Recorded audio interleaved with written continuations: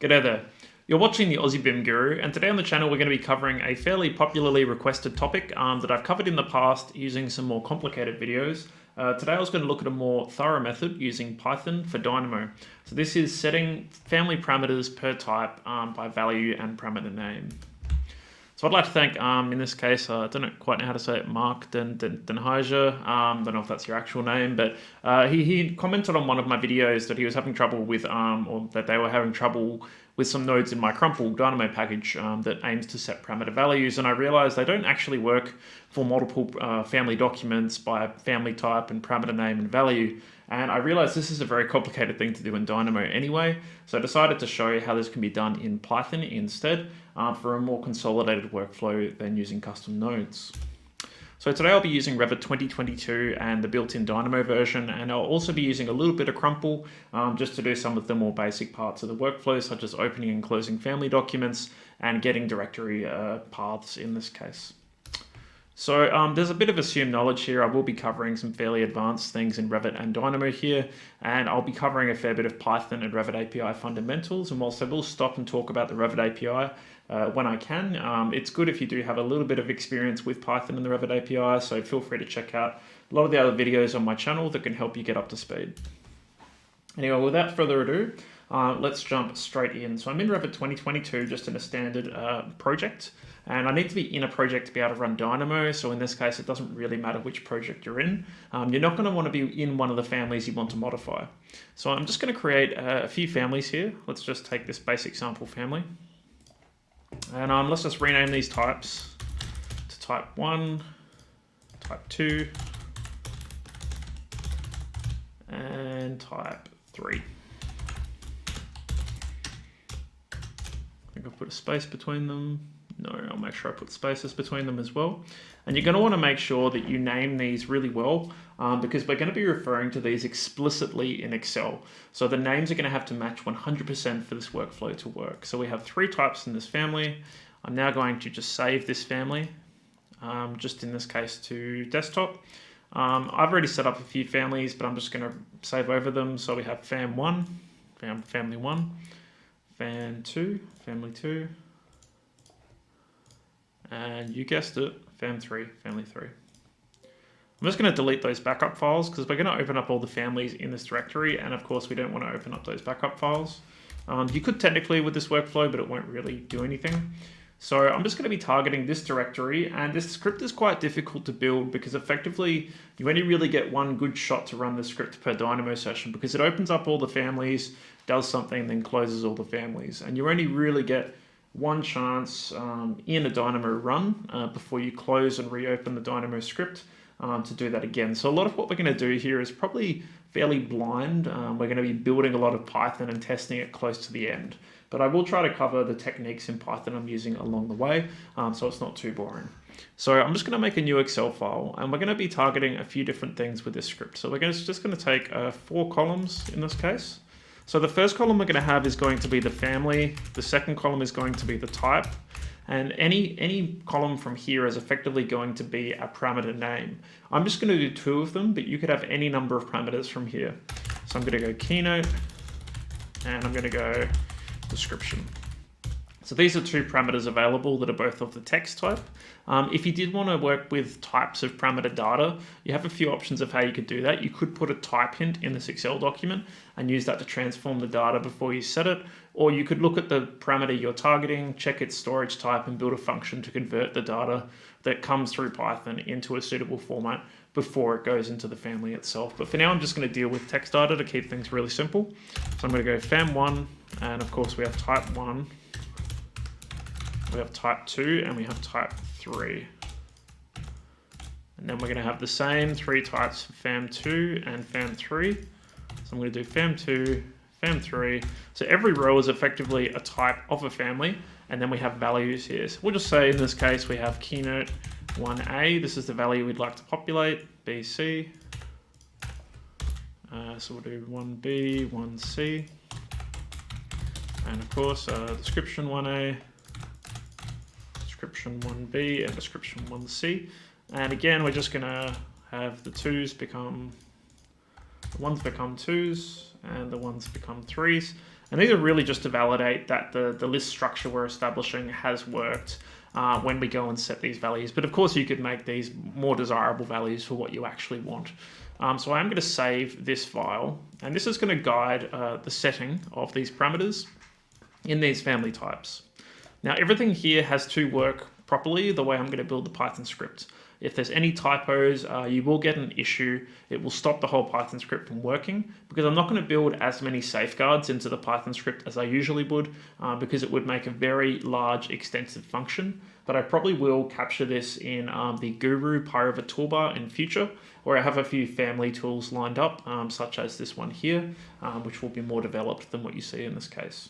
So we're now going to jump into Dynamo.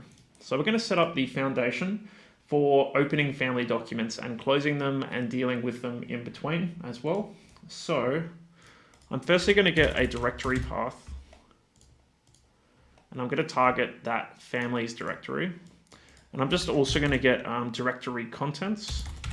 It's up to you. I usually use the the Crumple directory contents node because I just prefer using it. I find it easier.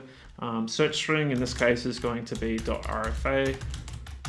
And deep search will be false, so we only want to search the lowest point of the directory, and this should return, in this case, those 3 family file paths.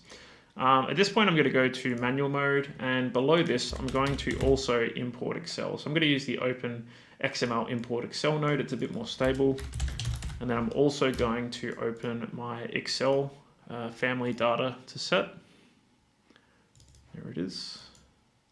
In this case, my sheet name by default is just sheet 1. I'm going to start from row and column 0, and I am going to read as strings in this case. Noting this will turn any data that may not be targeting a text parameter into a non-text value. So just be careful here if you are trying to build a workflow using this. I still recommend forcing everything into text and processing the data separately, just because Excel can sometimes convert data in strange ways if it's not in a text format. I'm then going to deconstruct this data, because at this point I'm going to have my full Excel data. I just want to break my header row separately from my core data. So what this will do is break out my headers into the first output, and the rest output will be every row in my data set. I'm then going to drop the first 2 items from the first element. So I'm going to drop 2 elements, and this will leave me with all the parameter names that I would deal with otherwise. So I now have keynote and description as parameter names. So that's effectively all my Excel processing done. So I'm just going to group it up and just say process Excel data. And then I'm also going to be opening family documents on the back end of this. So this will take a set of file paths, and as soon as I run this, it's going to go and open these family documents in the background. So you don't want to hit run yet, because you will leave them in the background if you don't close them in your workflow as well. So I'm going to open family documents. Now at this point, I'm going to have a Python script with 3 inputs and 1 output. I'm just for now going to type in Python script with 3 inputs, and the 3 inputs are going to be firstly the family documents, secondly in this case are parameter names, and finally the rest of our data. So for now I'm just going to run this Python script on its own. And I'm just going to use a wait for node, which is often called a pass-through node in some packages.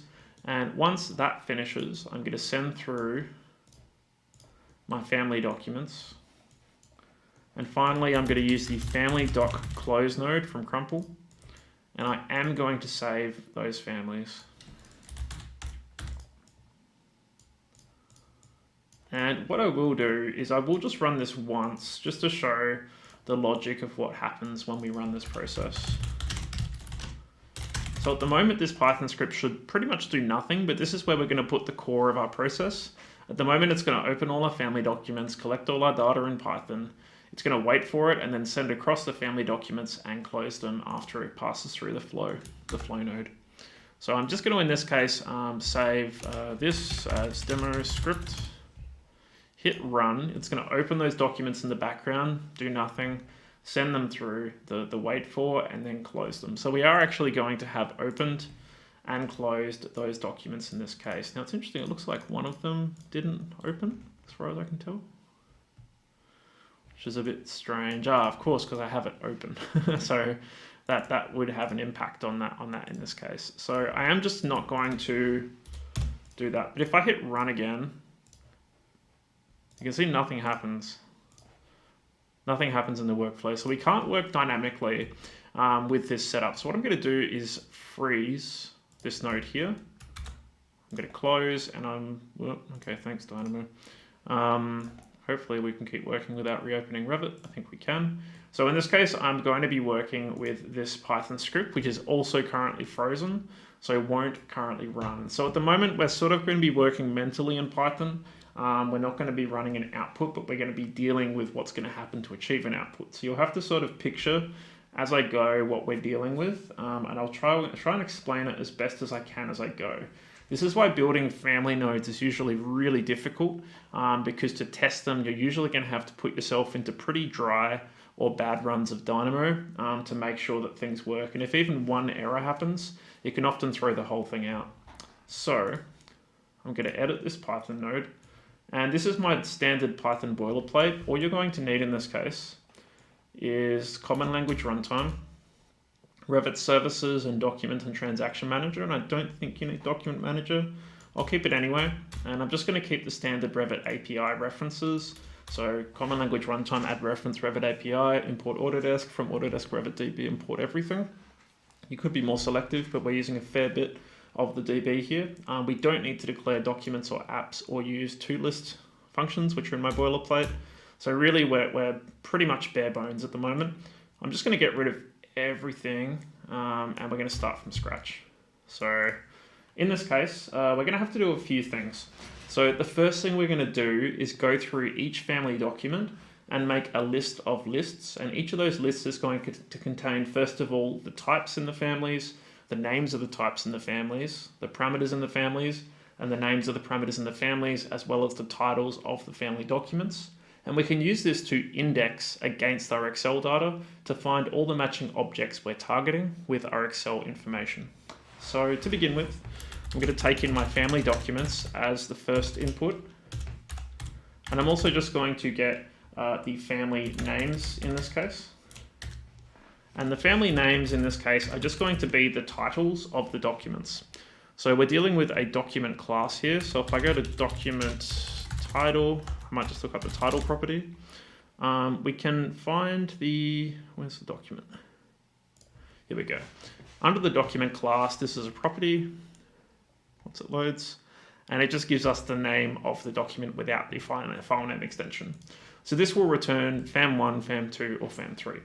So from this, I'm going to say f.title or f in famdocs. So we have both our family documents in a variable and also the names in a list that lines up to those family documents. What I've just used there, in case you haven't seen it before, is called list comprehension. It enables you to do what's called a one-liner or create a very comprehensive statement that doesn't require you to write a full loop. But effectively, it's really just like a loop in reverse. We're just implying the outcome of a loop and saying that it should yield a list. So we're now going to get a whole bunch of variables. So we're going to just get all the data we need to support this workflow. So in this case, I'm going to name my variables pretty carefully. I'm going to have my family types list, my family type names list. Notice I'm using uppercase, lowercase, I'm using camel case here. I'm also going to get my family parameters list and my family parameter names list. And I'm going to store those all to empty lists that we're going to build up now. So for each document in family documents, which I'm just going to call F, we're firstly going to have to get the family manager. So the family manager is a special class that we can actually ask for from a family document. And this enables us to do all sorts of things. We've used it on other videos to do things like add parameters, set formulas. We can also do things such as ask for all the types in a document, which we're going to use in this case. And we can also use it to ask for all the parameters in this case from the document as well. In this case, we can also get the definitions of these parameters, which we will, in order to get the names of those parameters in the document too. So typically I like to store this to a variable called famman, and I'm just going to say f.familyManager. And the reason why I usually store this as a variable is so I don't have to keep typing out .family manager, and it's probably also going to require less queries of Revit as well. So I'm going to firstly get type data. So family types is going to equal family manager dot types. Now this is currently an object that we're not going to be able to index later on. There's a Python error that commonly comes up where an object is not subscriptable, but we can really easily make this a scriptable object by just converting it to a list like this, and this will make it subscriptable when we want to index this against our Excel data later in the workflow. I'm then also going to get the type names, and we're going to use shorthand again, the same technique. Open a list, we're going to ask for the f.name for f in family type. So we're just saying what name is the family type and build a little list out of them. But now we actually want to take these list of lists and we're going to append these lists to them. So we're going to end up with lists of types and type names that align with the same indice of the family document itself. So we can actually cross-index these objects, and we're effectively going to be able to do this to process our Excel data row by row. So from now, I'm also going to take the family type names list, and I'm also going to append the type names. And at this point, we will be constructing effectively a list of lists. We also, of course, need to get the parameter data. So in this case, the parameters are going to be family manager dot, and in this case, we can use the get parameters method. So in this case, there's a special class method in this case, get parameters. And this will enable us just to get the parameters out of the family, all of them. So we have the parameters. Now we need to get their names. So we're going to say parameter names is equal to, and in this case, we need to get the parameters definition first of all, and then that definition's name for parameters in parameters. So this will get, in this case, all the names of the parameters as a list. We can, of course, then do the same thing. We take our family parameters list and append the parameters sublist. And we can get the family parameters name list and append the list of parameter names. So again, these are going to be indexable, alignable lists that line up also to the position of the family document. So this is really the key to making this all work in this case. Now to set parameters, we're going to be using a method. In this case, I think it's just set. Yes, it's just set. So in this case, we're going to be setting a family parameter, and you can see it takes various inputs such as element IDs, doubles, integers, and strings, and booleans typically would be of the integer variety, I believe. But in this case, we're really just going to be focusing on setting a string. Again, processing data types is a little bit more complicated, so I'm leaving it out of this workflow. But in this case, we'll be setting a parameter. So it takes a parameter and a value. Now, of course, to save a little bit of confusion in the script, I'm going to make a function to set a parameter. I'm not going to put a transaction around this function. I'm going to put it outside the function. We're going to run this function within a transaction in the family document instead. So for now, I'm going to define set. I'll do famdoc, and I'll do set parameter. Okay. So in this case, we're going to provide 3 arguments to this. Firstly, the family document, the parameter, actually 4 arguments, the parameter object, the type of the family, and the value to set. And I'm just going to do this all in a try statement so that if it does fail, it's not going to stop the whole script. And in this case, I'm going to get the family manager from the document. So famdoc.family manager. I'm then going to ask the family manager to change the current type. So to do this, I can take the property current type on the left side of an equal sign and tell that it's now going to change to an intended type. So as long as this type object is in the family, it will switch the current type so that the family manager is focusing on that particular type that we can then set a value of a parameter for. We can then take the family manager, and now we use the set method that we saw before, and we're going to set this parameter with this value. At that point, we can return that true, it has worked. Otherwise, as you can guess, we're going to return false. It didn't work. So we're going to use this function once we've managed to get all the right objects for our Excel data. So this is where things get a little bit trickier. We're going to start to work with positional indices. So we're going to find the corresponding objects for the families, the types, the parameters, and the values that we're targeting, in this case, in this big exercise. There are probably cleaner ways to do this, but I think this is the easiest way to do it based on the Excel data structure that I've put together. So for now, we're going to work row by row through our Excel data. So we'll get the Excel data first. So in this case, we're firstly just going to make a big list to append everything to called outcomes list. And this will just be what we send out of the node when we're done. I'm also going to get the parameter names, which in this case are coming from the input for in1. I'm also going to get my Excel data, which is coming from in2.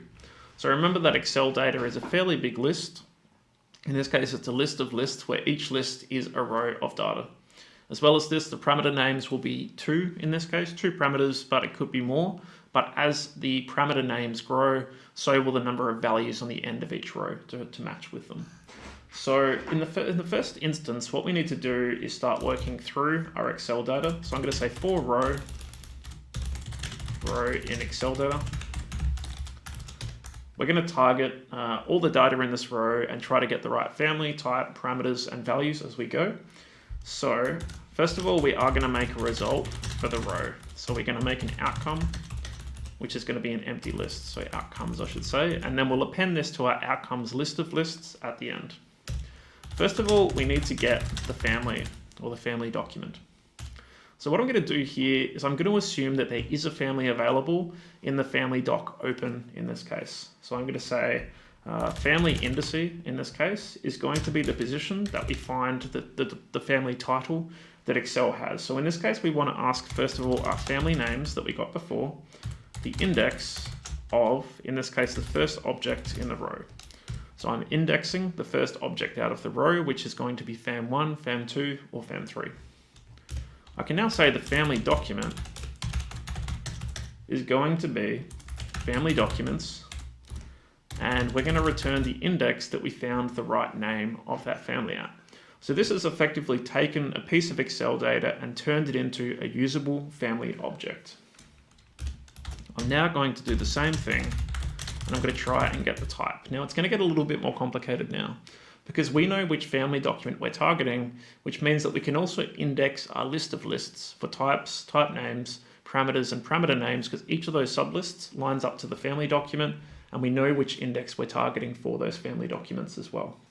So I'm going to say in this case the type indice is going to be equal to the family type names list. But it's not going to be across the entire family types name list. It's going to be the list that we find at the matching family indice. So in this case, I'm going to index my type names list before I even index it. So at this point, we should have the sublist of types or type names that occurs within that family. So I'm going to index this, and I'm going to index this by the second item in the row, which is going to be the type or type name. I then know that the family type is going to be equal to the family types list. And again, it's going to be the family indice one. And then we're going to index that list that we get. So you can actually chain indices in Python. So now we're actually going to also ask for the type indice of that family indice of the family types list. So it's a little bit complicated, but effectively it's a fairly sophisticated way to search through lists of lists by using a master positioning list, which is going to be the family documents. And then we can use sub-positioning lists, which are lists of lists that line up to the original family documents. Pretty cool. So in this case, I'm also going to have to limit the data that we're looking at beyond that to be everything but the first two things we're targeting, because we don't want to look for parameters from the first two columns, only from the third column onwards.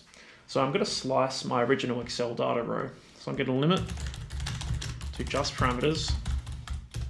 And I'm just going to say values that we're looking at now is equal to the row and I'm going to slice at index 2, which will take everything from the third piece of data onwards until the end. So if we have 4 parameters, we'll get 2 things. If we have 5, we'll get 3, etc., etc.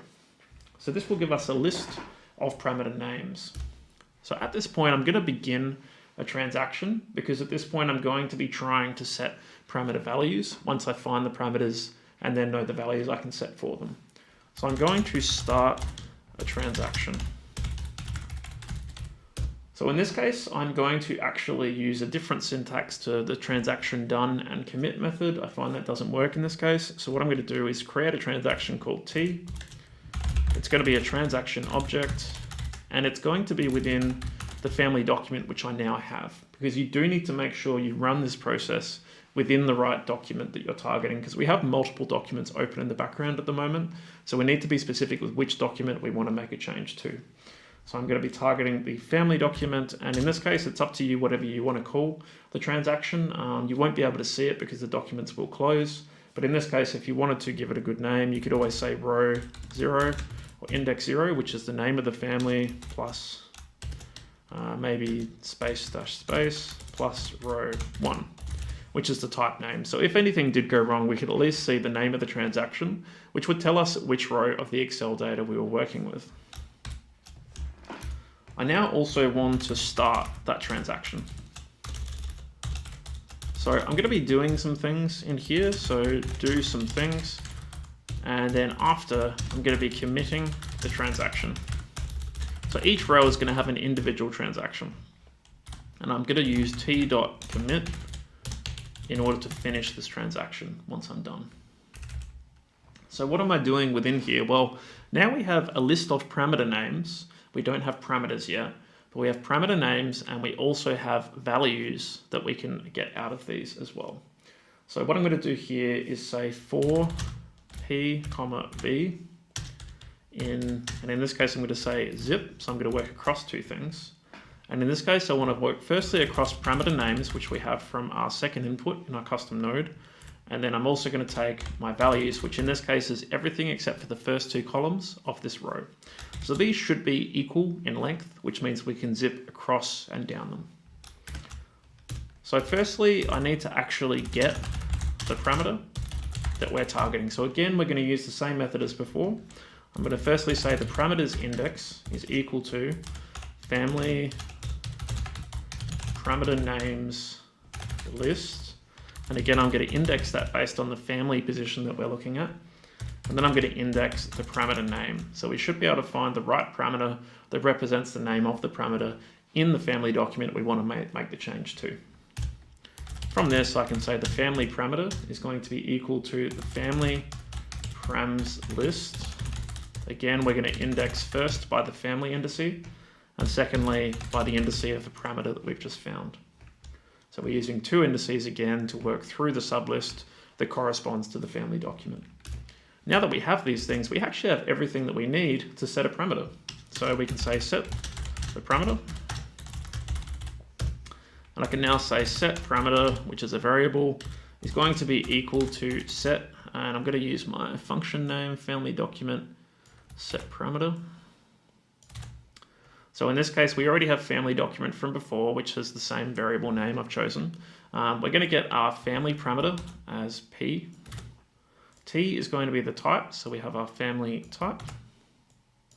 And v is currently the variable that we're iterating across in our zip loop, so we can leave that as the same. So this should return true if it was successful and false if it was not. So we can now say that to our list of outcomes, which we declared here, we're going to append the result of setting our parameter. From here, we also want to append the outcomes list to the overall list of outcomes once we go through all the parameters. So we're going to say outcomes list, append outcomes. And I believe that's all we need to do. I think from there we just say that out, and so we'll just declare output. And we're going to say that out is equal to outcomes list. So this should work, I think, assuming I've made no typos. Hopefully not, because if I do, I might need to reopen Revit. But effectively, really, the main technique I used here that's really important to learn is managing positions, so indices of sublists and also using positions of indices in a major list where the sublists align to it. There's probably different ways you can work through list structures or work through family types, but I found this is probably the easiest one to understand for this type of workflow. Other than that, really, that's the core of the workflow, really. So I think hopefully if I save this, and I might just rename this, whoops. Let's just get that data back. I'll just say in this case, set family parameters. I might just put this in a nice big group so it's obvious what happens here. So I'm going to unfreeze this node, and I think just to be safe, I'm going to close this script, save it, and reopen it, and try to do a fresh run. So if this works, we should modify our 3 family documents, and they should find all the parameters and their values. Fingers crossed. Let's see how we go. No, I've made a typo. Transaction, oh, okay, starts. It needs to be start. Well, that's a very small typo. Start. So I am going to have to close this, get the families that we just saved, reopen the scripts. You can see why it's a bit annoying to work with family scripts like this, because if you make one little mistake, you've sort of got to do a test run all over again. Well, that looks promising. Looks like, yep, there we go. True, true, true, true, true. And we've got our families closing, and they were closed. So let's have a look and make sure this actually worked. So if I open family 1, and I go to type 1, I can see keynote 1A, description 1A, keynote 1B, description 1B, keynote 1C, description 1C. Fantastic. So we can see one family document has worked. Let's just check one more to make sure that it's worked across the family documents as well. And we can see keynote 2A, description 2A, 2B, and 2C. So we've successfully set up a flexible routine, and this should be able to handle extra parameters we want to, because remember, we just cut out these 2 columns when we're reading our parameters and values. So effectively you see this, and you can see any number of parameters in that direction. If you did want to deal with family type data, there are a few ways you can do it. You could always build a function to convert data before you actually try to set the values in the family manager in Python. So you could always have an extra row that you break out, and you could say something such as string, integer, and you could use these type pins to convert this data or to force this conversion before you set the value to be safe. Element IDs are a little bit harder because obviously element IDs aren't very friendly looking in Revit. So you may instead wish to do something like, say, material, then gather all the materials in the model and find their matching material by name, and then get the element ID of that material as an example of using an element ID as a value. But otherwise, we can see we've created a fairly effective Python script here and learnt a little bit about cross-indexing as well. So I hope you found this a useful workflow, and it's something that you can potentially expand upon. I certainly will in future in my Guru package, so keep that out, keep an eye out for that in PyRevit, which is over on my GitHub along with all my Dynamo scripts from the channel. So if you're looking for any of that, there it is. So if you're not already following and subscribing, feel free to do so, and I look forward to seeing you in future videos like this one. Thanks. Take care. Bye.